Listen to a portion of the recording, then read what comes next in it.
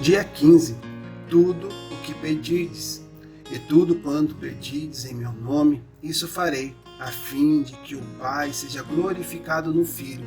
Se me pedirdes alguma coisa em meu nome, eu o farei. Evangelho de João, capítulo 14, versículo de 13 a 14. Que tremenda promessa do Senhor Jesus para aqueles que o seguem. À medida que crescemos na intimidade com Ele, em nossos momentos devocionais diários, mais o conhecemos e confiamos em suas promessas. Há algumas lições que devemos aprender destas promessas. 1. Há poder no nome do Senhor Jesus. Quando Ele afirma em meu nome, está nos dando uma garantia de que o Pai ouve e responde. Há duas implicações nesta afirmação. Uma, como se fosse o próprio Senhor Jesus pedindo. Em primeiro lugar, devemos entender que o Senhor Jesus é Deus, mas para a salvação da humanidade é para a glória do Pai. Ele assume temporariamente as limitações da humanidade quando veio ao mundo. Ele é chamado de unigênito, que significa único, gerado, e também de primogênito, que significa primeiro gerado de Deus. Por isso é que ele é chamado de Deus Pai e é chamado de Filho do Homem. Ele foi colocado na posição de sacerdote e único mediador entre Deus e o homem. Portanto, quando pedimos no nome do Senhor Jesus, há uma garantia de acesso ao Pai. B. O nome de Jesus está sobre todo nome. Jesus, depois de ter feito toda a obra de resgate e restauração do ser humano e de toda a criação, recebeu um nome que está acima de todo nome. E um dia este nome fará todo o joelho dobrar e toda a língua confessar que Jesus Cristo é o Senhor, para a glória de Deus Pai. Aleluia. Filipenses capítulo 2, versículo de 5 a 11. Quando ele deu a grande comissão aos seus discípulos, afirmou: todo o poder me foi dado nos céus e na terra. Evangelho de Mateus, capítulo 28.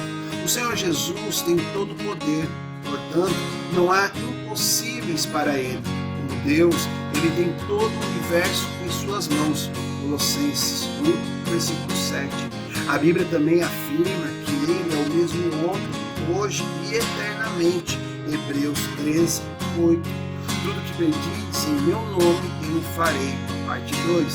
Esta frase do Senhor nos deixa perplexo porque ela começa com a palavra tudo. Precisamos interpretar isso de uma forma correta, porque numa interpretação simplória podemos dizer que o Senhor nos deu uma arma poderosíssima e podemos utilizá-la quando e como quisermos.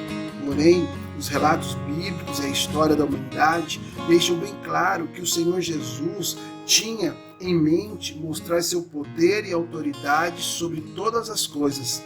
A Bíblia expõe claramente que o homem de Deus não receberam de Deus tudo o que pediram. E todos nós temos experiências de respostas positivas e negativas em nossas orações.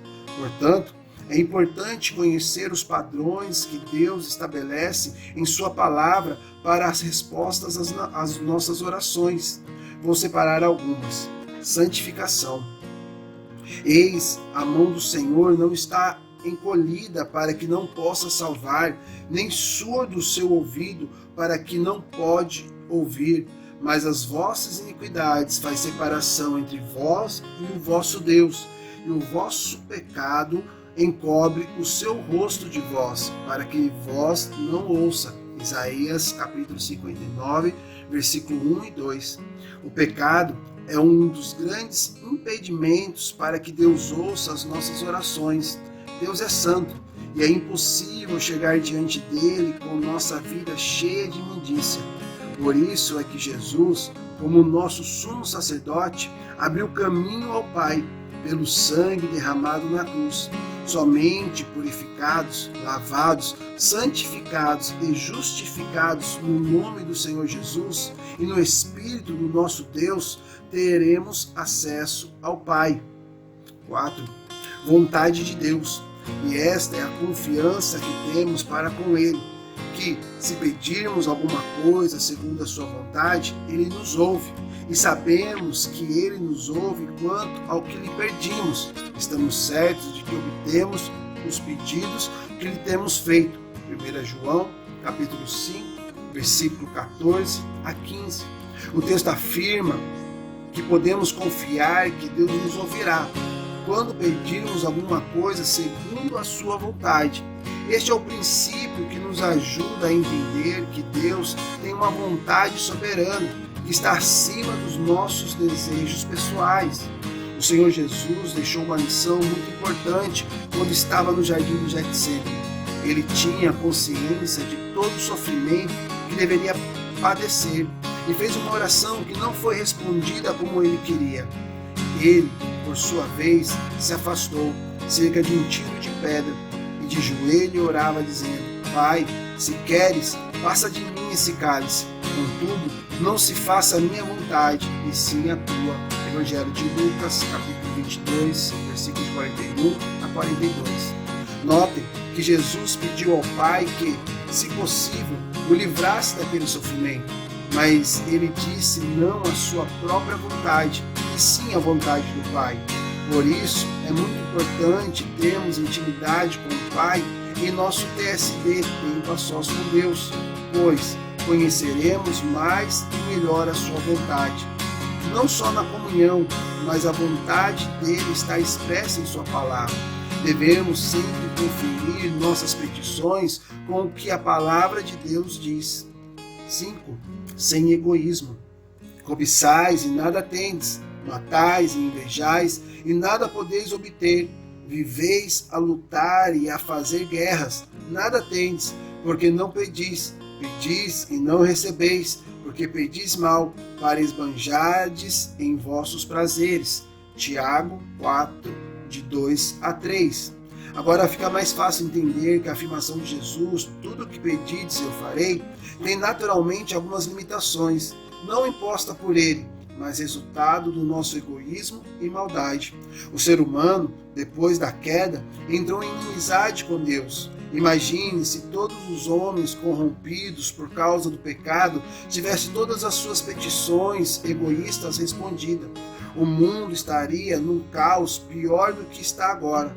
Nossa oração é realmente respondida por Deus quando oramos segundo a sua vontade e não com a motivação errada de utilizarmos em nossos prazeres. São 3 parâmetros que nos facilita a orar como convém. Ao orar, sempre examine o seu coração e se houver algum pecado, confesse. Analise se seu pedido está consoante com a vontade de Deus e veja se não há motivos errados na sua petição. Fale com o Senhor, diga a Ele que você não quer entristecê-lo e quer ter uma vida santa. Fale que você quer crescer na intimidade com Ele e no conhecimento de sua vontade. Peça a Ele livrar você de todo egoísmo. Que assim o Senhor nos abençoe. Amém.